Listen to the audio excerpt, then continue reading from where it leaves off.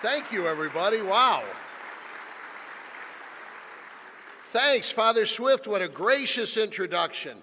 You could have gone on forever with that introduction. From what your students tell me, you often do, all right? Anyway, my brother bishops here in such great number, so many priests and deacons, our beloved seminarians, our religious women and men, and most cherished benefactors of a wonderful seminary now entering its second half century. Believe me, it's a joy, it's an honor to be with you this evening. Thanks. Thanks for the extraordinarily gracious invitation and your warm Texas welcome. And most of all, thanks for the privilege of speaking on behalf of what St. Vincent de Paul called the noblest work of all, the preparation of our future priests. Boy, what an elegant crowd. Over 1,000 strong. What a beautiful hotel. Father Swift has put me up in a suite here. It is an extraordinarily comfortable hotel. It is so nice, to borrow a quote from my fellow St. Louis and Yogi Berra, it is so nice that the towels are so fluffy I can't get them into my suitcase. The only gripe I would have, and it's petty, I know, but the robe that's in the closet in my room, big, beautiful, fluffy robe, it says one size fits all. It doesn't. Take my word for it, all right? Let me explain, everybody. Let me explain why I'm delighted to be here this evening with you for this Spes, Gregis, Hope of the Flock benefit for our beloved Holy Trinity Seminary. There's a number of reasons, everybody. I guess reason number one is, and this can't leave this room, I love getting out of New York City, all right? Now, don't get me wrong, I very much enjoy being Archbishop of New York, but it can get to you periodically. I know the traffic is bad here in Texas and Dallas, but it ain't nothing compared to New York. It's impossible to find a parking place. This is a true story, everybody. In New York, we're very proud of our saints. One of them is, of course, St. Frances Xavier Cabrini, the great sister who was the patron saint of immigrants from Italy. And we pray through her in the Archdiocese of New York to find a parking place. We do. And the prayer goes, Mother Cabrini, do not be a meanie, find a spot for my machine. Really, it's a very... I was in a car recently with a fella, and we couldn't find a parking place. This guy had driven me from St. Patrick's, and he'd be the first to admit he wasn't the most model Catholic. And so he starts praying to find a parking space, and he says, Dear God, please find a parking space for me. I got to get the cardinal to the spot. Please find a parking space. I'll start going to Sunday Mass. I'll stop drinking, smoking, and gambling if you'll find me a parking space. And right in front, this car pulls out. And he says, That's okay, Lord, ignore it. I just found one on my own. You can't. Glad there's a lot of bishops here tonight, like Father Swift said. But that's not, there are some places you don't find a lot of bishops. You heard the sad story about the deacon who died in an automobile accident, and when he was ushered into heaven, St. Peter said, Well, look, you're in heaven now, what do you want? And he said, Well, I was 2 weeks away from holy orders. I'd love to be ordained a priest. He said, Sure, easy, I'll be right back. Hours, St. Peter comes back and says, I'm sorry, we can't do it. He said, Well, this is heaven, why not? He said, I can't find a bishop up here. There were cardinals, all right? Here's a second reason I'm very happy to be with you all this evening, because it gives me a chance to say goodbye to a good friend, Bishop Kevin Farrell. Like all of you, as one of his brother bishops, who's had the honor of knowing him for a long time, I am so proud of him and so grateful to him for his generous acceptance of our Holy Father's invitation, but like you, I'm going to miss him very, very much. So Bishop Farrell, know of our love and our pride and our gratitude.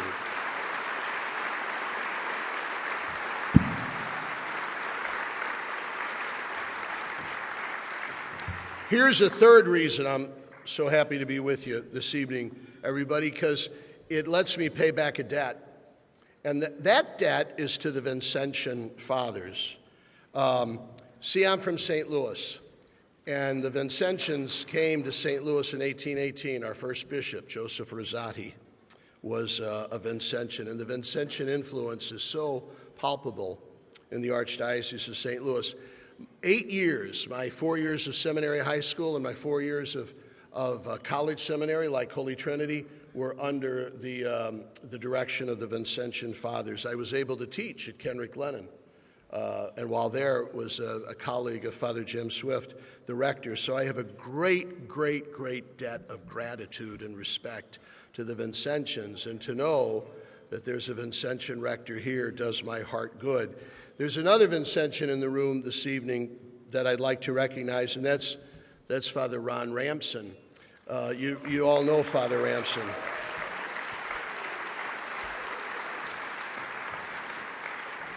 Father Ramson is a genuine Vincentian.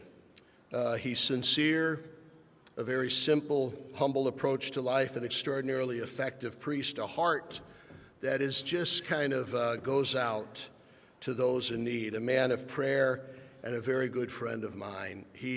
We have a little tradition that Father Ramson comes up and joins me for Holy Week and for Christmas time. And it's good to have him there. It's so good. We have 2 holy hours a day. Can you believe it when Father Ramson's with me? A holy hour in the morning with Jesus, a holy hour in the evening with Jameson. It is a great time, all right? When he's with me, he goes next door to St. Patrick's and hears confessions. And he's a very popular confessor. I went over once, and the line outside his confessional was about 20 deep. And I thought, oh, they're getting to know Father Ramson, until I heard one of the guys in the line says, get in this line, the guy in there's got hearing aids on. Now this is the motive of going to confession, I don't know. But Father Ramson, I get the impression that the love and gratitude that I have for you is shared by many in this room. So I am really happy to be.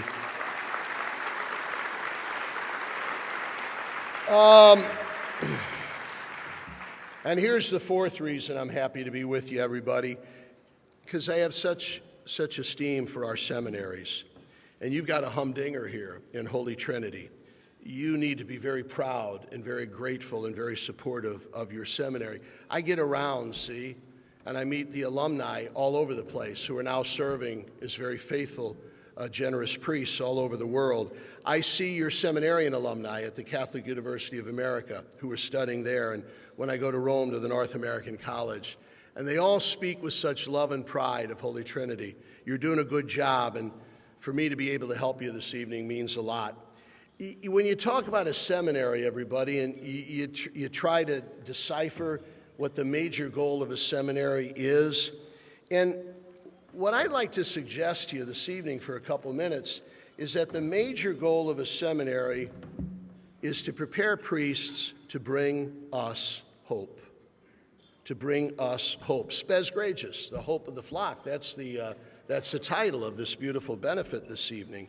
The priest as an agent of hope. I wonder if hope is our most needed virtue today. Pope Francis tells us that he most worries about not a loss of faith, but a loss of hope. From a logical, worldly point of view, boy, does it ever make sense that we would be tempted to lose hope. It's kind of gloomy times, isn't it?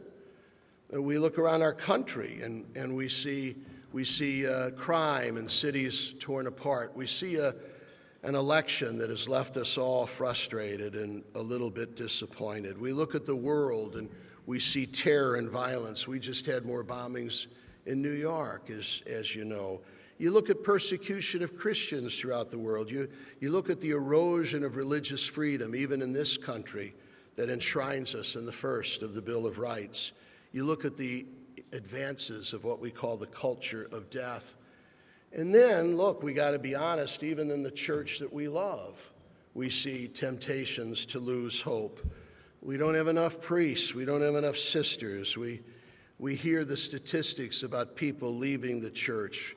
We struggle with our parishes and our schools, and there seems to be so much disagreement and dissent and criticism of the church's cherished teaching. It can get you kind of gloomy, can't it? We're tempted to lose hope. In fact, is the bar still open? I'm about ready for a drink after that litany. We need hope, and priests bring us hope. And that's what Holy Trinity is training them to do. When I was Archbishop in Milwaukee, the story still went around about a great priest. In Milwaukee, the seminary is in a little village called St. Francis. It's a wonderful village with a lot of Catholics there. And they still recall their pastor of years ago, Monsignor Bragg. And they love Monsignor Bragg, and he was an extraordinarily effective priest. And they old-timers still tell the story in those early days of the Depression when there was a run on banks. We all remember that from our history, when there was a run on banks, and every Monday morning you worried if your bank was going to fail. And sure enough, the Bank of St. Francis, run by a Catholic people, they're there on Monday morning at 8:45, and there's a line of hundreds of people there, scared. They're going to come in and ask for their money. And the banker said, we knew we didn't have the money to cover it. And what were we going to do? Sure enough, every Monday morning, like clockwork, would come Monsignor Bragg, good pastor that he was, carrying the Sunday collection, down to the bank to make the deposit. And Monsignor Bragg comes and he sees all the people and he walks by him and smiles and says, morning. They're all saying, morning, Father. He walks into the bank, first in line. They let him in, and the people all went home.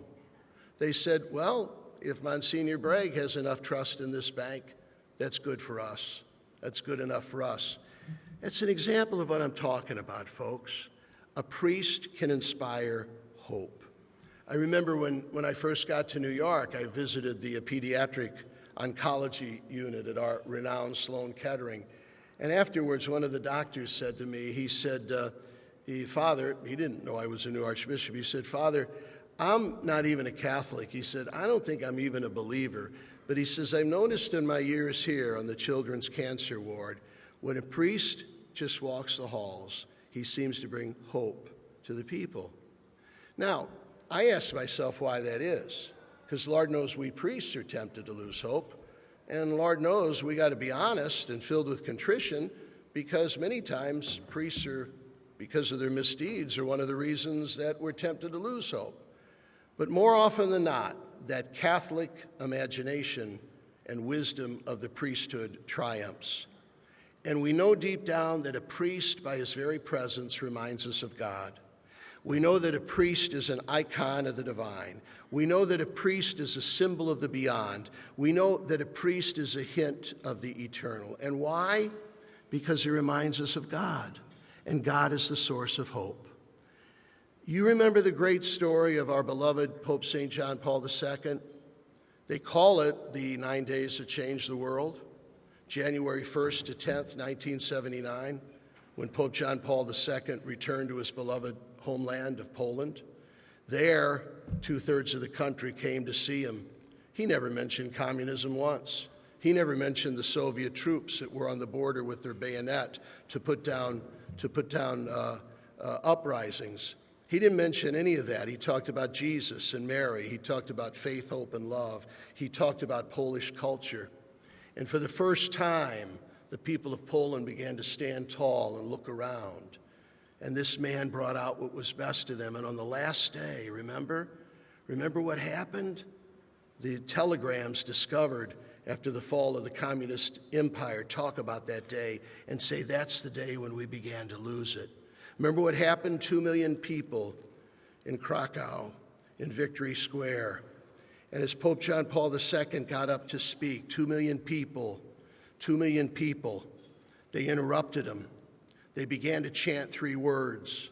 It wasn't Russia, go home. It wasn't down with communism. It was 3 words that began to ruffle through the crowd.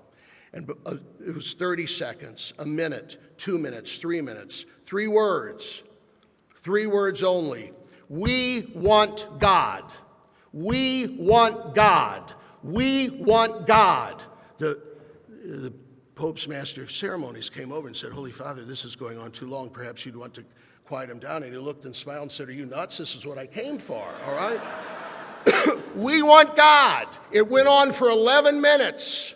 11 minutes, and it was the beginning of the end of communist tyranny, because Pope John Paul, by his very presence, became a reminder of God, an icon of the divine, a symbol of the beyond, a hint of the eternal. He gave hope to those people, and that, my friends, is what a priest is called to do. Now, there's an old saying, nemo dat quod non habet, you know your Latin, nobody can give what he doesn't have. So our priests need hope themselves if they're going to give it to others, and that's what Holy Trinity does, all right? Through their prayer, their spiritual formation, because hope is a virtue. That means it's a gift from God, so they ask for prayer. Through their study, as St. Peter tells us in the Bible, be ready to give the reason for the hope you have. They study the teachings of the church in our Catholic tradition. In their pastoral work, they encounter instances of suffering that would tempt one unless one had hope. Have you ever heard of Vincent Capodanno?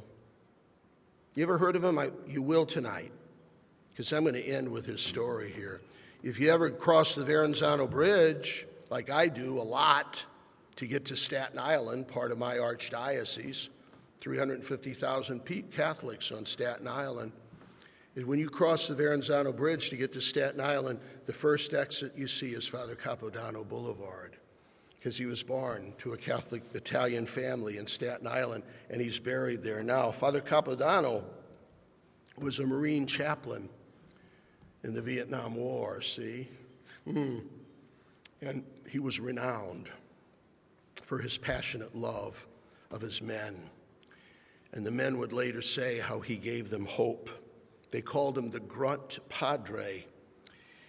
On September 4th, 1967, it was the bloodiest day of the Vietnam War, when more Marines were lost than ever. The Marine platoon with Father Capodanno was outnumbered 4-1, and Father Capodanno was tending to a wounded man. And he just whispered to the man who survived to be able to tell it, "Stay calm, Marine. I'm here with you, and what's more important, God is here with us." That's given hope. He saw the medic just a couple yards away, and he crawled over to get the medic to tend to this dying man. That medic was tending to another wounded man, but he saw one of the enemy get up with a machine gun, and Father Capodanno stood in front of the medic and the wounded man to take 27 bullets, and he died. He died protecting the life of his men, and now his cause for sainthood is progressing. That's what I call giving hope. That's what I call a priest that gives hope. Now listen, everybody, this is too good to be true. You'd call it a coincidence, but like Pope St. John Paul II says, coincidence is the word that a non-believer gives to providence. The name of that Marine operation that was so bloody, that gave rise to Father Capodanno's martyrdom, was called Operation Swift. Operation Swift. Now, in a couple minutes, our Father Swift is going to stand up, and he's going to ask you to help the men that he's preparing to be our spiritual Marines, to be the new Father Capodannos, the men who as priests are called to give us hope. And your support this evening is going to help him do that more effectively. I'm proud to be part of this evening. Thank you very much. Thank you.